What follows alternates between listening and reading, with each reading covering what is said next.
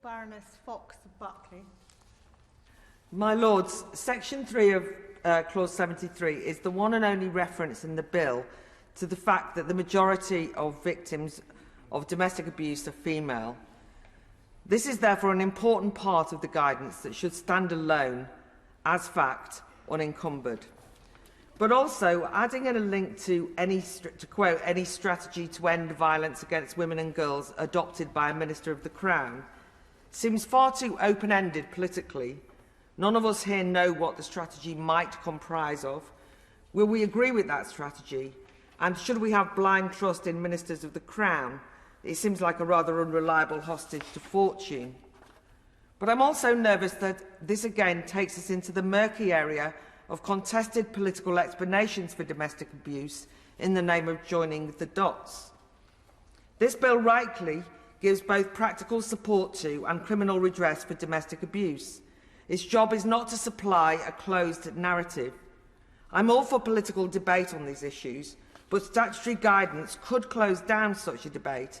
And there is a debate to be had on these matters, my Lord, because we don't all agree, and we don't all need to agree on the causes of violence against women or domestic abuse.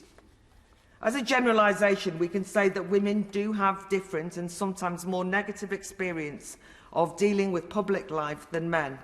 And we shouldn't, but that doesn't mean that we should assume that all women share common experiences. Age, income, work, education, class also shape women's lives. One of the most regressive aspects of today's identity politics is a tendency to assume that women's experiences are undifferentiated, that any violence aimed at women is one type of violence, that women's opinions about those experiences are uniform and easy to package up in a strategy. Take the way that Sarah's kidnap and murder have been linked to victims of domestic violence, her name read out alongside the names of female victims killed in very different circumstances, and then explained as proof that we are witnessing misogynistic femicide. That makes me feel queasy. Not all women and not all female victims agree with the idea that all men are a threat or that all women are vulnerable and need protection. But sadly, if one challenges that dominant narrative, you can get an unpleasant response. When criminologist Professor Marion Fitzgerald pointed out on Radio 4's Today programme that women should not be unduly fearful, citing statistics such as that 11% of women who are victims of homicide are murdered in public, but compared to 33% of men, she was rounded on, denounced and abused, mainly by women activists, sadly, who accused her of downplaying the threat to women. Similarly, Davina McCall, the TV presenter, wanted to temper quite a high-octane atmosphere on social media and tweeted to her 2.7 million followers, "Female abduction murder is extremely rare. Yes, we should be vigilant when out alone, but this level of fear-mongering isn't healthy, and men's mental health is an issue as well. Calling all men dangerous is bad for our sons, brothers and partners."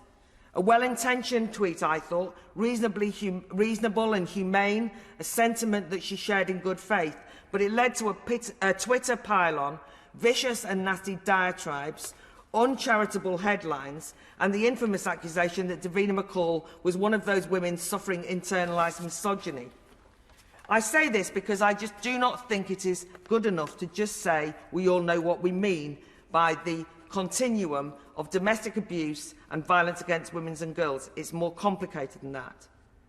During all stages of this bill, my noble lords have shared testimonies for the record, and I'd like to give my last word to Helena Edwards, one of Sarah's friends, who wrote an incredibly moving article that goes against the prevailing narrative, but one I think it's worth listening to.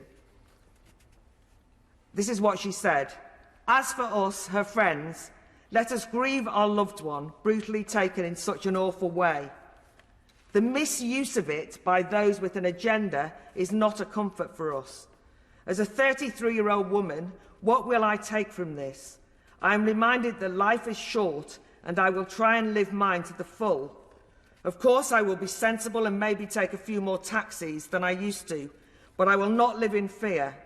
As soon as lockdown is over, I'm going to go out, celebrate, get drunk with my mates in a pub, dance, laugh, cry, hug people and be grateful I'm alive.